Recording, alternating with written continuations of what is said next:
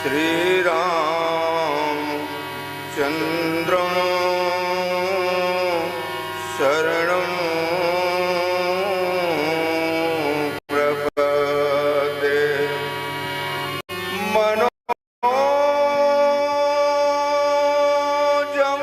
मारुततुल्यवेगम्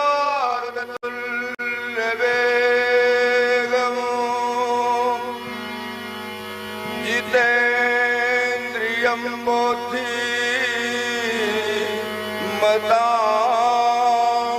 वरिष्ठं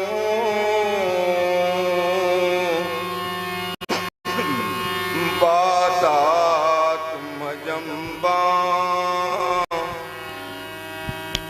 नरजोथ मुख्यं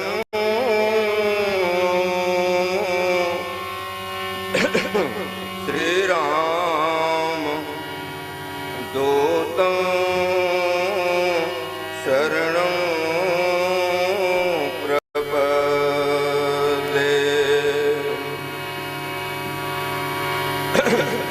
भक्ति भक्त भगवंत गुरे चतुर नाम बपु एक। तिनके पद बंधन किए नासत विघ्न अनेक।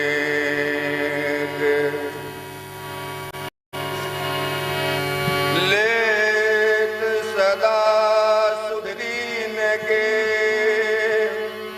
सहज दया के धाम। जननी जनक राजेश के प्रभु श्री सीताराम।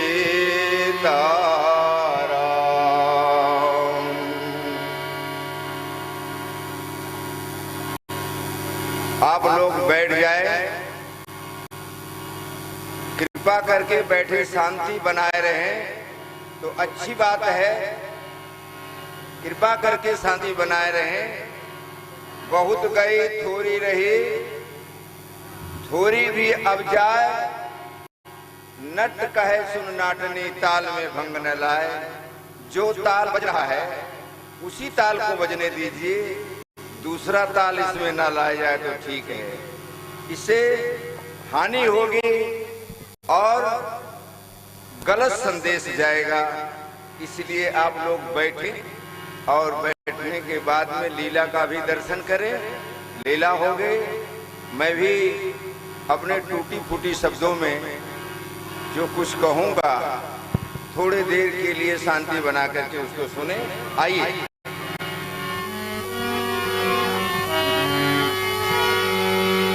सीताराम जी के प्यारे, एक भजन सुनिए पहले। सीताराम जी के प्यारे राजधानी लागे, राजधानी लागे। मोहि मीठो मीठो सरजू जी को पानी लागे। सीताराम जी के प्यारे राजधानी लागे, राजधानी लागे। मोहे मीठो मीठो यमुना जी को पानी लागे। सीताराम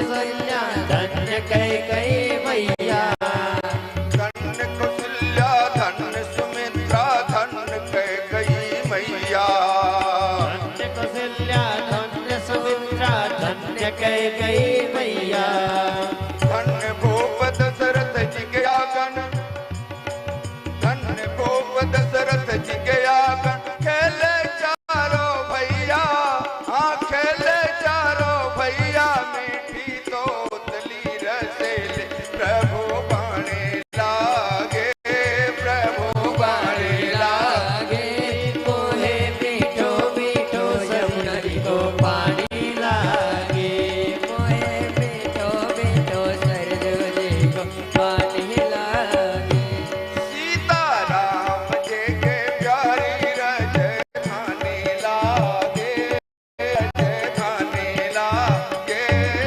मोहि मीठो मीठो सरजू जी को पानी लागे सीता जी की प्यारी राजधानी लागे राजधानी लागे मोहे मीठो मीठो सरजू जी को पानी लागे मोहे मीठो सरयुग जी को पानी लागे चोट छावनी रंग महल हनुमान गढ़े अति सुंदर चोट छावनी महल हनुमान गढ़े अति सुंदर चोट छावनी रंग महल हनुमान गढ़े अति सुंदर हनुमान गढ़े रंग महल अति सुंदर जहाँ जनक के मालिक बैठे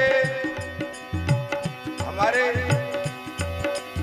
प्रिय मित्र श्री कन्हैया दास जी कनक भवन को इस मिर्जापुर ग्राम में ला करके प्रतिष्ठित करवा दिए हैं। वो भगवान हमारे कनक बिहारी सरकार यहाँ बैठे हुए हैं जहाँ जगत के मालिक बैठे कनक भवन के अंदर हाँ कनक भवन के अंदर कण कण से प्रीत पुरानी लागे हाँ पुरानी लागे मोहि मीठो मीठो सरजू जी को पानी लागे सीता राम जी की प्यारी राजधानी लागे राजधानी लागे मोहे मीठो मीठो सरयुग जी को पानी लागे सीता राम जी की प्यारी राजधानी लागे राजधानी लागे मोहि मीठो मीठो सरजू जी को पानी लागे सीता राम जी की प्यारी राजधानी लागे राजधानी लागे मोहे मीठो मीठो सरयुग जी को पानी लागे जय श्री राम दंडवत भैया मधुरे बानी बोले जय सिया राम दंडवत भैया मधुरी वाणी बोले जय श्री राम दंडवत भैया मधुरे बानी बोले जय सिया राम दंडवत भैया मधुरी वाणी बोले कारे कीर्तन होय मगन मन कारे कीर्तन होय मगन मन गली गली में डोले हाँ गली गली में डोले सीता राम नाम धोनी मस्तानी लागे मस्तानी लागे मोहि मीठो मीठो सरजू जी को पानी लागे सीता राम जी की प्यारी राजधानी लागे राजधानी लागे मोहे मीठो मीठो सरयू जी को पानी लागे सीता राम जी की प्यारी राजधानी लागे राजधानी लागे मीठो मीठो सरजू जी को पानी लागे सीता राम जी की प्यारी राजधानी लागे राजधानी लागे मोहे मीठो मीठो सरयुग जी को पानी लागे मोहे मीठो मीठो सरजू जी को पानी लागे मोहि मोहे मीठो मीठो सरयुग जी को पानी लागे मोहि मीठो मीठो सरजो जी को पानी लागे।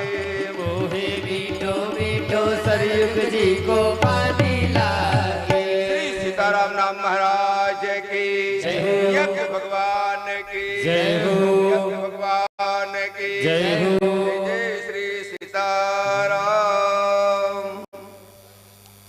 अखिल ब्रह्मांड नायक, जगत नियंता, जगत पालक, अकारण दया करने वाले राजराजेश्वर मर्यादा पुरुषोत्तम भगवान राघवेंद्र सरकार तथा राम कथा के रसिया मारुत नंदन अंजनी श्री हनुमतलाल जी महाराज, पूज्य चरण कविकुल कमल दिवाकर चक्र चूड़ामणि श्रीमद गोस्वामी तुलसीदास जी महाराज एवं पूज्य चरण श्री सदगुरुदेव भगवान और हमारे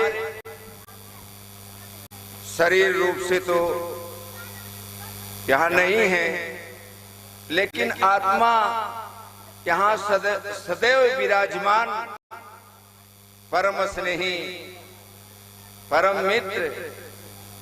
मैं तो अपने मुख से स्वर्गीय नहीं कहूंगा, क्योंकि जहां पर आत्मा से आत्मा, तार से तार मिल जाती है, वो प्रतिदिन दर्शन होता रहता है। ऐसे हमारे परम स्नेही श्री श्री 108 श्री महाश्री कन्हैया दास जी महाराज, उनके जन्मभूमि पर विगत कई वर्षों से महान यज्ञ का कार्यक्रम हो रहा है और आप लोग बड़े ही धन्यवाद के पात्र हैं कि जिस गांव में यज्ञ होता है, ठाकुर जी की मूर्ति है, वो कितने भाग्यशाली आप लोग हैं, ये तो मैं नहीं कह सकता हूं। जहां तीर्थों का दर्शन होता है, आपने कहा यहाँ तीर्थ प्रत्येक साल आते हैं। चलता फिरता तीर्थराज प्रयाग यहाँ पर आते हैं और यहाँ यह तीर्थराज प्रयाग का संगम आप लोगों का दर्शन होता है। संतों का दर्शन होना बहुत बड़ा पुण्य का लाभ है। संत दरस जिम पातक तरई, संतों का दर्शन करने से महान पाप दूर हो जाते हैं। हम किसी भी व्यथा में न पड़े, जो व्यथा है उस व्यथा को छोड़ दे। कथा जो संसार की व्यथा है वह दूर करती है, और वही दूर करने के लिए हमारे परम स्नेही मित्र महंत श्री कन्हैया दास जी महाराज ने किया। अब उनके बारे में कितना संस्मरण हम सुनाएं, कितनी बातें मैं सुनाऊं। एक बार मैं सन 82 में वो हमारे साथ, हम उन्हीं के साथ में यहाँ पर मैं आया था। जहाँ पर ये आज जगशाला है, जगशाले के पास में एक बहुत बड़ा वो बांस की एक खूंटी लगी हुई थी और छोटा सा शंकर जी का मंदिर बना हुआ था। कि जगत भी जो बना हुआ है चारों तरफ से, कुएं का जगत, वह जगत भी बहुत 1-2 फीट जमीन से ऊंचा था। और उसी पर हम लोग बैठे थे, 2-4 दिन यहाँ बैठे। एक दिन की बात है, हम लोग भोजन करने के लिए जब पहुंचे तो कितनी आपस में अभिन्नता थी। थाली नहीं था, केले के पत्ते नहीं थे। यही कन्हैया दास जी महाराज हमसे कहने लगे, रामायण जी क्या किया जाए, खाली जाओ, भी कुछ न करो, 2 मिनट बैठ जाओ, शांति ले लो। एहसास करा देती है हर दर्द की शिद्दत, और महसूस करोगे तो कसरत और बढ़ेगी।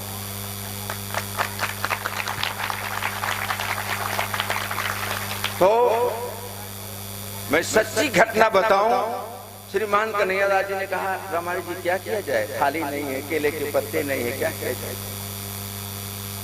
उसी फर्श पर बैठ करके उसको धो करके चावल दाल सब्जी फर्श पर हम लोग उसी, ये जो ठाकुर जी का मंदिर टूट गया ना, नया बना हुआ है, वो लाल लाल फर्श था, उसी फर्श पर बैठ करके हम लोग उसी फर्श पर चावल दाल सब्जी खाए। जो कुछ भी बनाया, लेकिन मुझे जो संस्मरण याद है वो मैं बता रहा हूँ। उस फर्श पर चावल दाल सब्जी बैठ करके, वो भी उसी जगह पर हमारे साथे में बैठ करके खाए। हमारी क्या मित्रता था, क्या घनिष्ठता थी। मैं जैसे बहन जी भी बोल रही थी, उनके मुख से शब्द नहीं निकल पा रहा था। वही बातें मेरे ऊपर भी बीत रही। और मैं तो कहता हूँ, जो चीज महान श्री कन्हैया दास जी यहाँ पर कर गए हैं, या अयोध्या में या गया में कर गए हैं, वह कोई नहीं कर पाएगा, कोई नहीं कर पाएगा। जब तक सूरज चांद रहेगा, धरती और आसमान रहेगा, तब तक कन्हैया दास जी का नाम रहेगा, तब तक कन्हैया दास जी का नाम अमर रहेगा। एक व्यक्ति मरता है, मरने के बाद में उसका नाम बिल्कुल बुझ जाता है, लेकिन ये याद रखो, पूरे गांव के लोग याद रखे कि कन्हैया दास जी कहीं गए नहीं हैं, जिसके मरने के बाद में लोग गाली देते हैं, मरने के बाद में लोग गाली देते हैं, उसको समझ जाइए सीधे वह नर्क को गया, और मरने के बाद में जिसको बाह बाह कहते हैं, वह सीधे उसका बैकुंठ हो गया। तो महंत कन्हैया दास जी महाराज का सीधे बैकुंठ भगवान के पार्षद बन करके पहुंचे हुए हैं। ऐसे अयोध्या में भी उनका नाम था, महंत कन्हैया दास। महंत कन्हैया दास अयोध्या में जहाँ जाते थे, विश्व हिंदू परिषद के मंच पर जहाँ जाते थे, वहाँ गरजते थे, वो लाठी लेकर के बोलते थे। छोटी छावनी के महंत श्री 108 श्री नित्य गोपाल दास जी महाराज, वो जब तक वो नहीं बोल लेते थे, वो कहते थे, ये शब्द कहते थे, ओ सब बोलिए। वो डंडा वाला महात्मा, डंडा वाला, वो डंडे वाले को तो जो मोटा वाला डंडा था ना, वो डंडा लेकर के खड़े होकर के मंच पर बोलते थे, रामचंद्र परमहंस सरीखे, रामचंद्र परमहंस सरीखे। और उन्होंने एक नहीं, जैसे महाराजा चक्रवर्ती नरेश, महाराजा चक्रवर्ती दशरथ जी महाराज के यहाँ अभी हमारे श्री अमरदास जी सुना रहे थे, अमरदास जी सुना रहे थे कि भगवान का प्राकट उत्सव के बारे में थोड़ी सी बातें सुनाई, लेकिन मुझे याद ये आ गया, एक छोटी सी बात सुना दूं, समय थोड़ा कम है। जैसे महाराजा चक्रवर्ती नरेश के यहाँ कितने लाला थे? 4 लाला थे, और महंत श्री कन्हैया दास जी महाराज 4 भी लाला हैं। 4 प्रगटे ललनवा, भवनवा में बाजे बजनवा। 4 प्रगटे ललनवा, भवनवा में बाजे बजनवा।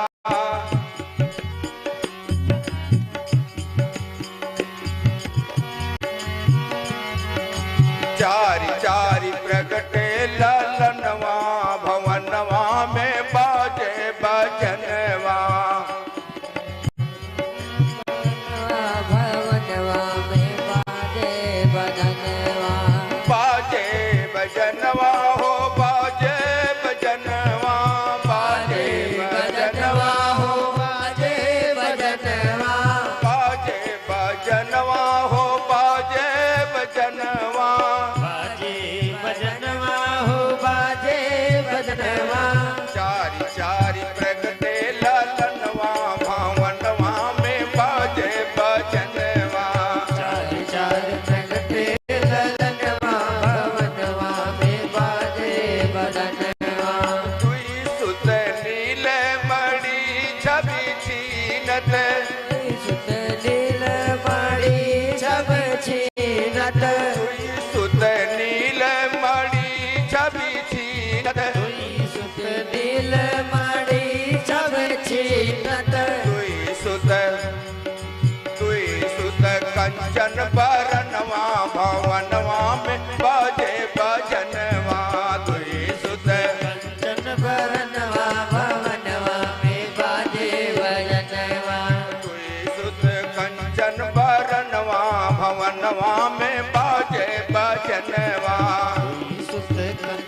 बरनवा भवनवा में बाजे भजनवा। सुत कंचन बरनवा भवनवा में बाजे भजनवा। सुत कंचन बरनवा भवनवा में बाजे भजनवा। तो सुत कैसे हैं? नीलमणि छब छीनत, सांवले रंग के दो बेटे हैं और दो बेटे गोरे हैं। और यहाँ भी वही ठीक उपस्थिति है, ठीक उपस्थिति वही यहाँ भी है। दो शिष्य महंत कन्हैया दास जी के सांवले रंग के हैं और दो शिष्य कैसे हैं? गोरे रंग के हैं।